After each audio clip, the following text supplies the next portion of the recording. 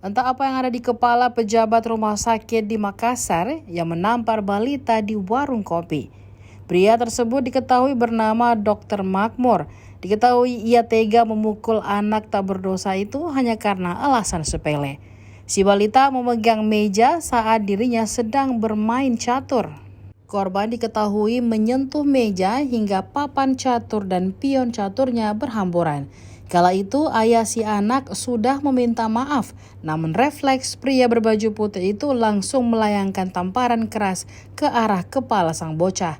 Balita yang baru berusia 3 tahun itu langsung terhempas ke lantai warung kopi.